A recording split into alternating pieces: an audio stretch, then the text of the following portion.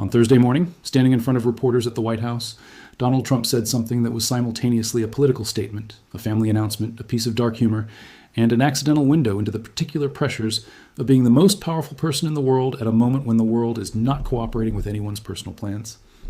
He was asked whether he would attend the wedding of his eldest son, Donald Trump Jr., who was preparing to marry Palm Beach socialite Bettina Anderson over Memorial Day weekend on a small private island in the Bahamas. Trump's answer was this: that his son would like him to go, that it was going to be a small private affair, that he was going to try and make it, that the timing was not good for him, and that he had, as he put it, a thing called Iran and other things. And then he added the line that was quoted in every news report that followed, the line that captured something about the impossibility of his situation with the kind of compressed clarity that Trump occasionally produces when he is not trying to produce it. He said, "That's one I can't win on. If I do attend, I get killed. If I don't attend, I get killed." By the fake news, of course. By Friday, the question of whether Trump would try to make it had been answered. He posted on Truth Social the statement that settled it, a statement that contained within its formal and slightly stiff phrasing the weight of what it means to be a president who is managing an active war, active negotiations to end that war, a domestic economy straining under the highest oil prices in years, and a congressional calendar full of legislative priorities, all at the same moment that his eldest son is getting married on a private island in the Caribbean. He wrote, "While I very much wanted to be with my son, Don Jr., and the newest member of the Trump family, his soon-to-be wife, Bettina, circumstances pertaining to government, and my love for the United States of America do not allow me to do so." He added, "I feel it is important for me to remain in Washington, D.C., at the White House during this important period of time." The phrase "this important period of time" was understood by everyone reading it as a reference to the negotiations over the Iran war and the Hormuz crisis, which had been at a delicate and volatile juncture for weeks, with Trump himself having said on Tuesday that he had been 1 hour away from ordering a new wave of strikes on Iran before pulling back after receiving a new Iranian peace proposal. A man who is 1 hour from ordering airstrikes cannot easily board a plane to the Bahamas to attend a wedding. The wedding itself had a history that stretched back through a year of planning changes, venue considerations, and the gradual reshaping of the Trump family's understanding of what was appropriate given the state of the world. When Donald Trump Jr. and Bettina Anderson announced their engagement in December 2025, the news came in the particular way that Trump family announcements tend to come, which is at a White House event, surrounded by the apparatus of political and social power that the Trump presidency generates around everything it touches. Trump Jr., at 48 years old, had proposed to Anderson at Camp David on December 13th during a celebration of her birthday, and the engagement was publicly announced by his father at a White House holiday party a few days later, because in the Trump world, the personal and the political are not separate categories but a single continuous fabric. And a son's engagement is also a presidential announcement. Anderson, 39 years old, was described in every profile written about her as a Palm Beach socialite, a description that captures her social world and her family background without fully describing the person who grew up in genuine Palm Beach money, the daughter of the late Harry Loy Anderson Jr., who had become the country's youngest bank president when he took the helm of Worth Avenue National Bank at the age of 26, and whose mother, Inger Anderson, 75, still lives in an $11.5 million home in one of Palm Beach's most exclusive areas. Anderson has a twin sister named Christina, who would eventually serve as the witness at the couple's legal marriage ceremony, and two brothers named Kent and Harry Loy III. The early planning for the wedding had included the White House as a possible venue, and the conversations around this possibility were reported in enough detail by People magazine and Page Six and other outlets that cover the intersection of politics and celebrity to make clear that it was a genuine consideration rather than a rumor. A political source told People that a White House wedding would set the couple up for future political roles, whether Don Jr. goes after the presidency or something else, and that this was a consideration that was being taken seriously. The last time a president's child was married at the White House was in 1971, when Richard Nixon's daughter Tricia married Edward Finch Cox in the Rose Garden. The most recent White House wedding of any kind had been in November 2022, when Joe Biden's granddaughter Naomi Biden married Peter Neal on the South Lawn, a wedding for Donald Trump Jr.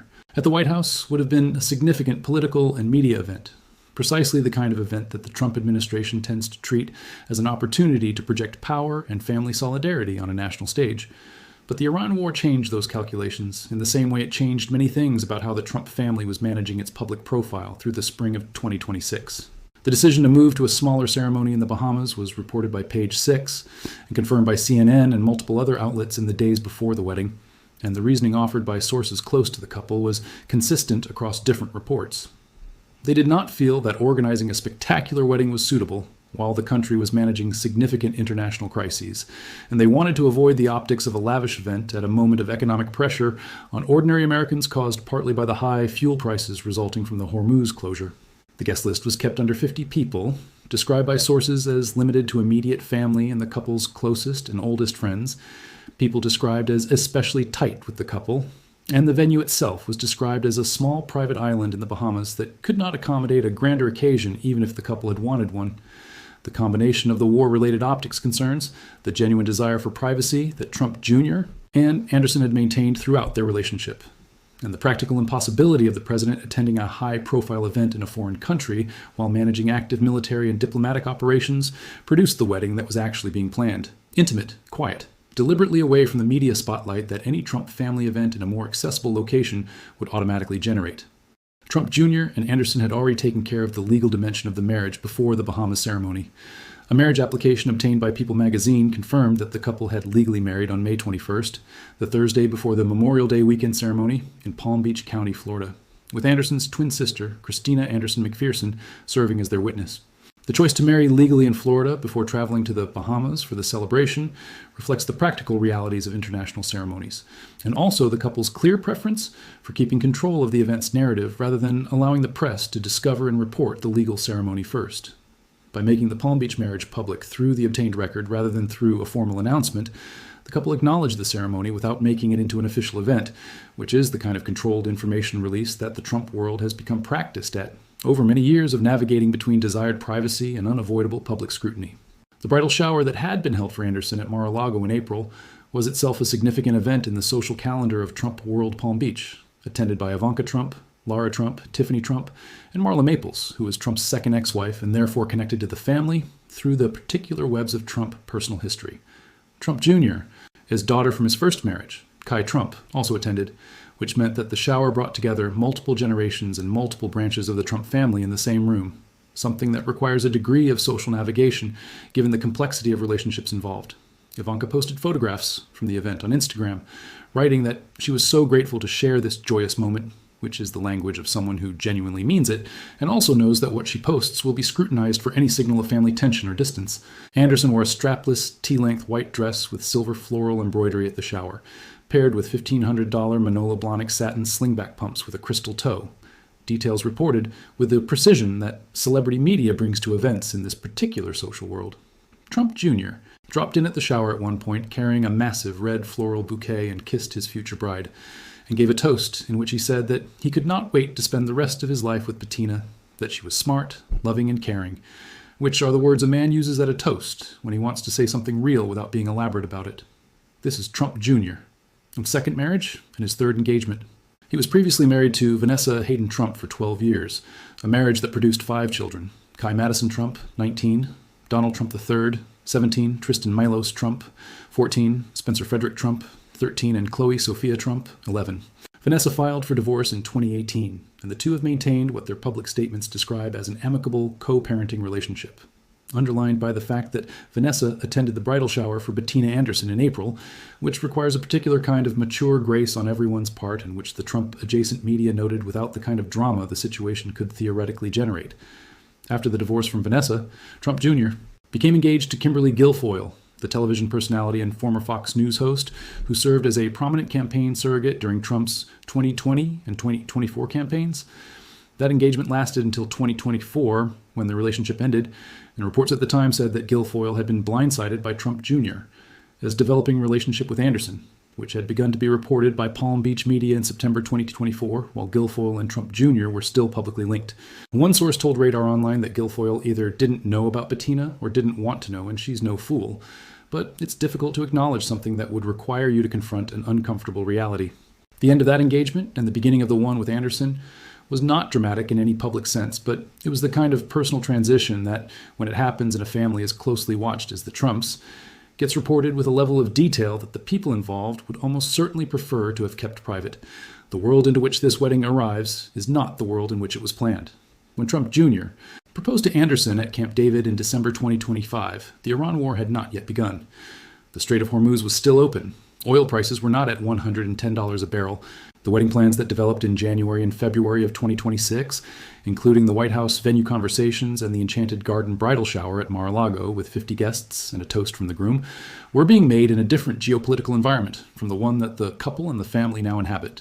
The Iran war began on February 28, 2026, with American and Israeli airstrikes that assassinated Supreme Leader Khamenei and triggered the Iranian closure of the Strait of Hormuz. And from that moment, the Trump administration has been managing an active military conflict, an energy crisis, a diplomatic negotiation being conducted through Pakistani back channels, and the domestic political pressure of fuel prices that have been squeezing American households for nearly 3 months. Against this backdrop, the decision to have a small private ceremony in the Bahamas rather than a White House wedding with all the spectacle that would entail was not just an aesthetic choice, but a political one. A recognition that the moment called for a different kind of family statement than the one the original plans would have made.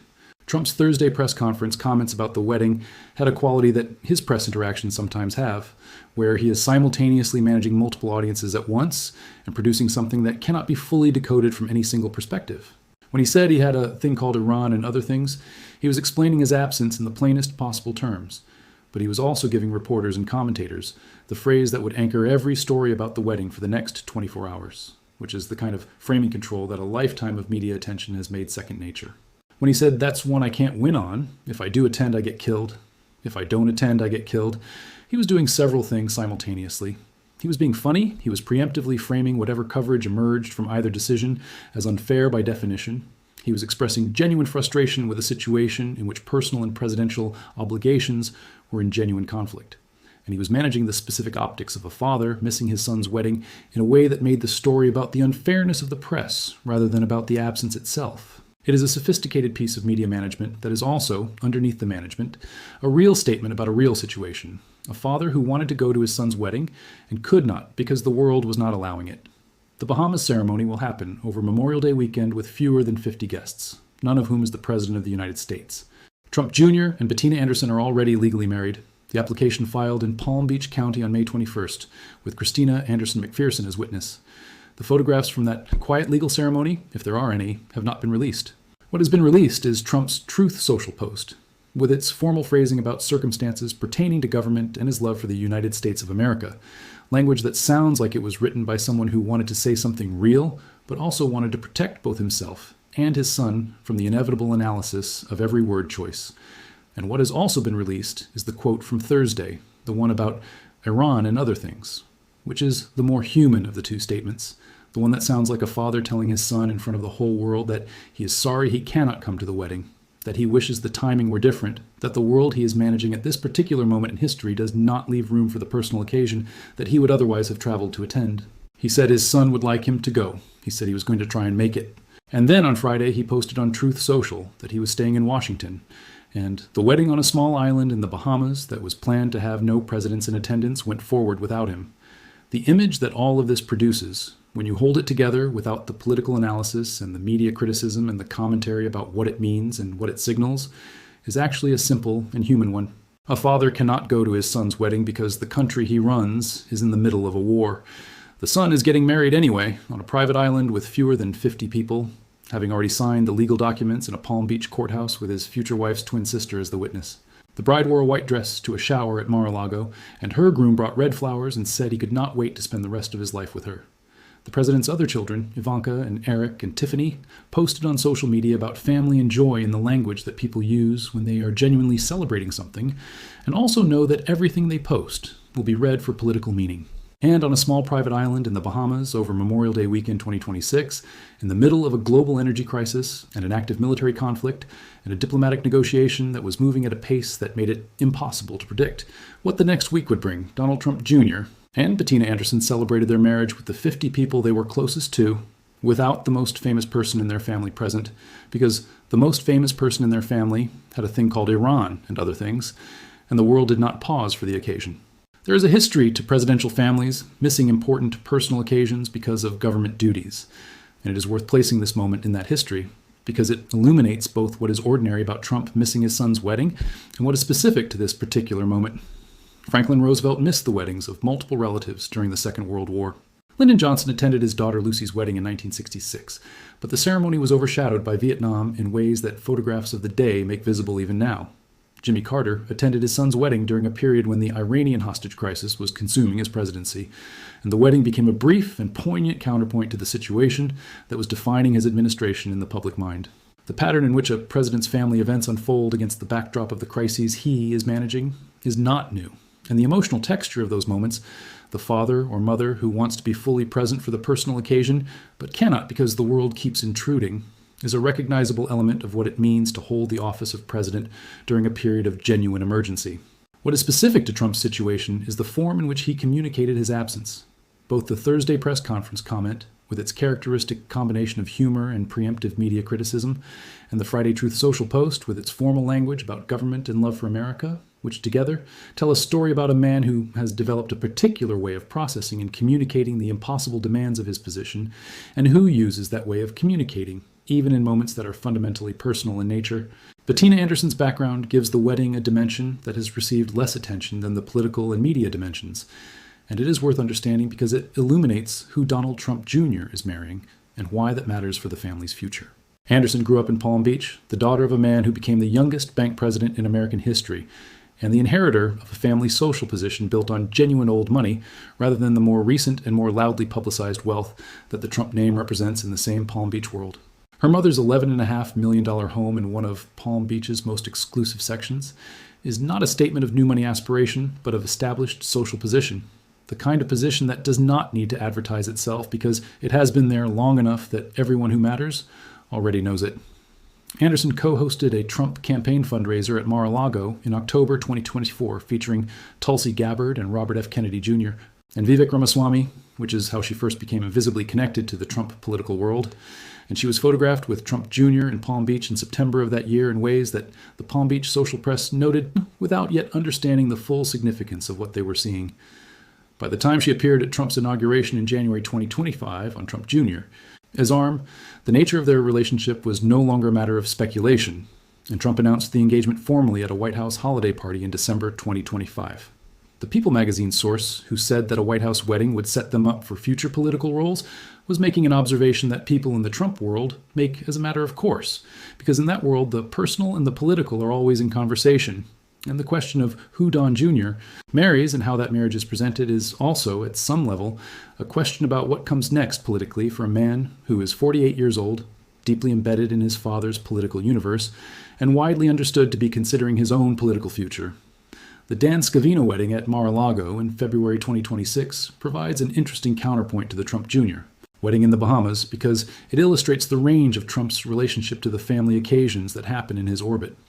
For Scavino, his longest-serving and perhaps most personally loyal aide, Trump cleared his schedule, attended the wedding at Mar-a-Lago, brought the full cabinet, including Marco Rubio and Pete Hegseth and Kristi Noem and Pam Bondi, and told reporters before the ceremony began that it was a big day and that the attendees were very loyal, very fantastic people. Elon Musk attended and posted on social media afterward, congratulating the couple. The Scavino wedding was the kind of Trump world event where the personal loyalty that defines the inner circle gets celebrated and reinforced through the presence of power, and Trump's attendance was itself a statement about the kind of loyalty he values and rewards. For his son's wedding, he is staying in Washington because of Iran. The difference between attending a longtime aide's wedding in full political regalia and missing his eldest son's wedding because of government duties tells you something about the specific weight of the current moment, about how genuinely the Iran war and the Hormuz crisis and the diplomatic negotiations that surround them are consuming the bandwidth of the administration, leaving no room even for the family occasion that the president would most obviously want to attend. What happens next for Donald Trump Jr.? And Bettina Anderson, beyond the immediate ceremony on the Bahamas island, is the question that the political source in the People magazine story was gesturing toward when they talked about future political roles. Trump Jr. has been one of the most active and visible figures in his father's political world for a decade, serving as a surrogate, a fundraiser, a media presence, and an informal ambassador to the parts of the mega coalition that respond to his particular style of combative cultural commentary. He is 48 years old, which is the age at which American politicians are typically in their most productive years of building toward or exercising power. His father is in his second term and cannot run again. The question of who leads the political movement that Trump has built after his term ends is a question that multiple people are positioning themselves to answer. And Donald Trump Jr. is among them, alongside J.D. Vance and others. A marriage to someone with Anderson's social background and genuine Palm Beach establishment connections gives Trump Jr. a different kind of social grounding than his previous relationships, connecting him to old money networks that the Trump name alone does not automatically access. Whether this matters for political purposes depends on what political purposes one has in mind, but the political source who mentioned it was not wrong that it is a consideration worth noting. The wedding on the private Bahamas island, attended by fewer than 50 people and absent the president, is not the statement of political ambition that a White House ceremony would have made.